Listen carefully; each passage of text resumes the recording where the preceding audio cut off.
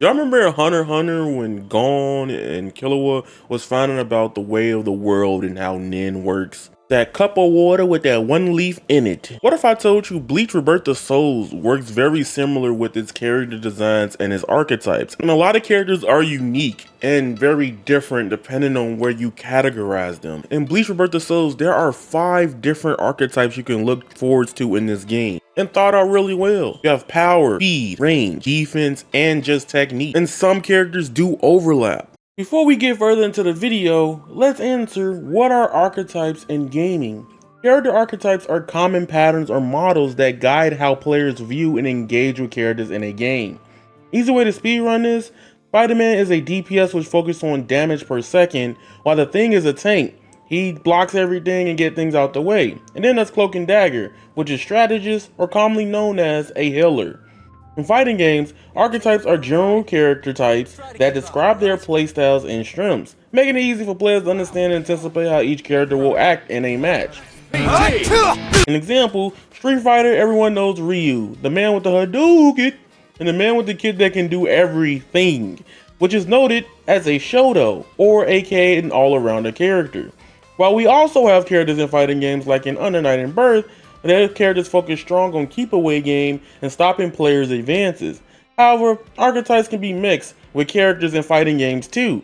You got Street Fighter 6 Bond, which is noted to be known as this rush down but heavy zoner like archetype in the game. She's very unique, to be honest with you, in fighting games, and not too many from Capcom, I believe.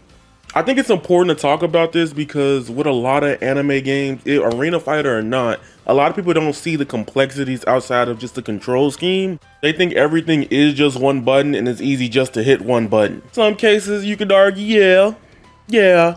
But I do think it's to be desired to show in some ways why Bleach Rebirth of Souls is fleshed out in other ways most other anime games have not been. First things first, I'm gonna start off with short range. This is the part of the video where I'm probably gonna glaze Bleach Rebirth of Souls.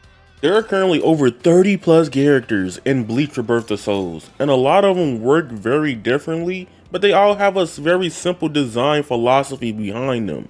For example, let's start with Aizen. Everybody like Aizen, right? So Aizen is a very challenging character. So first of all, characters with short range usually have a lot of burst option attacks, meaning they have moves that either advance them very far towards the opponent, a very stubby light attack. What makes the characters different is that some characters that have short range do have mid-range projectile attacks. When Aizen goes into Awakening, he does have a launch move with his up heavy that's very similar to Soifon's, where she jumps in and goes for an overhead.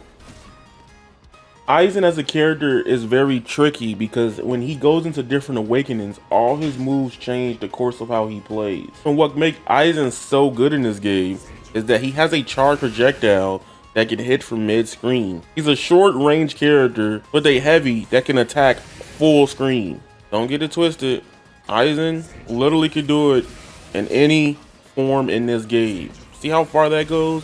Really strong. However, his power comes down to how long can you survive. Even Aizen's other ability, the Hado number 90, Hitsugi, is a move that doesn't go all the way across the screen like other characters. Since he's short range, a lot of his attacks are either counters or moves to get counter hits or combo extenders. Now this is when it gets crazy. I'm about to show y'all Soifon. Soifon is probably one of the more popular characters in Bleach Rebirth of Souls. I mean, everybody has been playing Soifon or has a pocket Soifon because she works the way most fighting game fans want characters to work.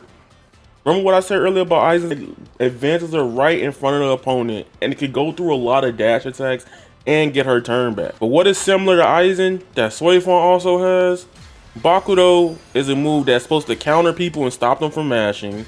And Kazurigurami, the one hit KO of charged all the way, gets that. Something that both Aizen and Soifon have in common is that at least with their abilities, they don't have any projectile range moves. However, they do.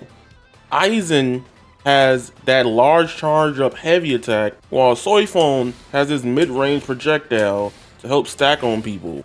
What makes these characters play different in this game, you ask? Well, number one, Aizen can do it without having a resource. Soifon has to have akin stocks. You need 2 at a time to use it. There's 1, there's 2, and then you out. And then with Soy Phone, you do have to reload. Aizen is a very harder character to play because every transformation plays very differently in a lot of regards, so you have to know a lot about your character and your knowledge. While Soy Phone is noted to be one of the easier characters to play in Bleach Rebirth of Souls with a simple 5-star. Essentially, the only thing you need to know with her is how to make things connect. But what if I showed y'all now the difference between mid-range characters? And I'm going to show some of my favorite 2 characters to play, arguably potentially my mains right now. Let's get into it. Alright, Rukia, arguably my character crisis main right now. What makes them interesting is that a lot of their moves are used to catch people who mash or go for counter hits or get the strike back off, right? So what makes them interesting is with their special moves, they can attack people from mid-range. Being too far is less likely that these moves will miss or not land properly. That was Hado number 4, Avataryaya. That one is the one that you're supposed to combo into. It's a good combo tool, but doing it raw doesn't do that much like that. Hado number 33, this is the length of it where it goes. But if I was fighting somebody up close in the neutral and I saw them probably trying to go for something stupid, I'm getting the hit off and I'm getting a lot of damage out of it doing the move raw. Rukia in Awakening changes completely. Now she has another move that can hit from wherever she wants to on the screen. See how I was mid-range and did that? What if I did it full map this time? It tracks relative to wherever the opponent is. Let's do Sugi no Mai, Hakurin. Yep, and that one does wherever she needs to be. Now to go to the other girl, Holly-Belle. Holly-Belle is also a mid-range character. She functions very similar to Rukia in the regard where you need to be up close or mid-range to catch people off guard to get your punishes and maximize the damage. Her first ability, Ola, is a projectile that shoots pretty much wherever you need to shoot on the screen, and that costs 50. You can do it as many times as you want as long as you got 50 EX meter. In base, this is a DP, right? And it goes pretty mid-range if you get it off, but it does a lot of damage if you do land it. That's what makes her different from Rukia as a mid-range character, is that she does have a move that is very good to do up close and personal. Honestly, you're more rewarded depending on where you are if you get the full hit off. But if you get the full thing letting it rip, you're gonna get a lot of damage.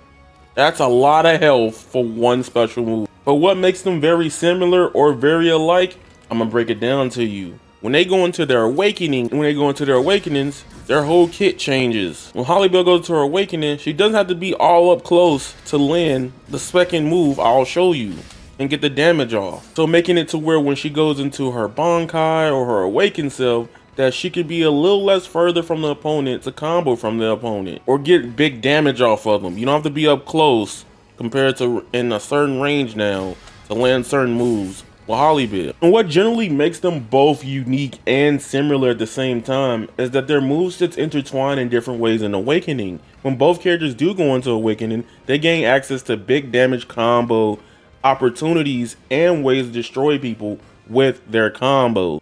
Alright, so we talked about short range, we talked about mid-range. Let's talk about a long range. Now at this point, you probably played a lot of Bleach Rebirth of Souls, and you know the characters with a literal long range have to go to UDU and it has to go to start. So let's break down the difference between these two different zoners, because everybody thinks zoners just do one button and do one thing. Let's show the difference between the characters for these archetypes.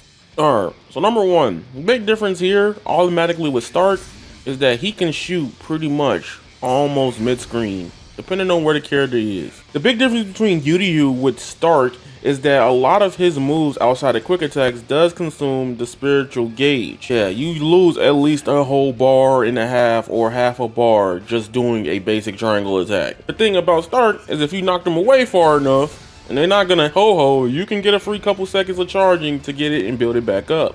What makes Stark unique compared to UDU is that UDU has a counter, while Stark has a fuck it we ball attack, and he buffs everything he has while he has it all active. Now, he could just go fuck it we ball till he gets tired of cooking people. Stark up close is even crazier arguably than UDU in some senses.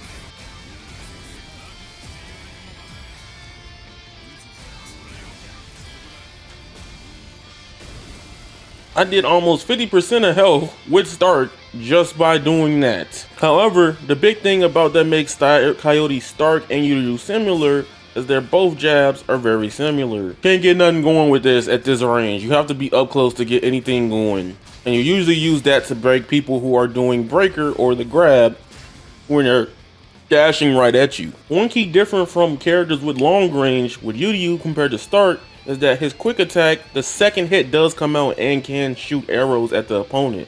While we saw with Starks, he can't get anything going until he gets the attack to actually hit. I mean, whiffing could be very bad for him compared to Yudu, something can happen. And you can combo for a bit off wherever you are just in case. The thing about Yudu is he does have this arrow that goes under and he does a lot of damage if he does get it off. Yudu's first special is Quincy Arrow. It shoots probably from mid-range and it puts him closer towards the opponent back into where neutral starts. Just like Stark, his cutoff for his abilities don't always go full screen. There has to be some range you gotta get it off. There are zoners with limitations. The difference between Yudu and Stark is that the Seal Schneider is a counter. Literally, this counter will do a lot of damage if he lands it on the opponent. Pretty decent damage and puts him in the range to where you can zone again. Pretty W for Yudu. The big difference with both of these characters also lie is that they change completely and when they're in their reawakened states. Look how much damage that does, bro. In reawakening, you're cooked. You're goner. You're goner if you mash at me. Now, arguably, very controversial. A lot of people be like, sometimes, why would you ever do this with Stark? Stark, he loses the zoning properties, but he also gets dogs that can help steal zone form as well. It's 4 at a time, but it still can be. Also, just to keep it noted, just because they're projectile zoner characters doesn't mean they can hit literally from full map 24/7.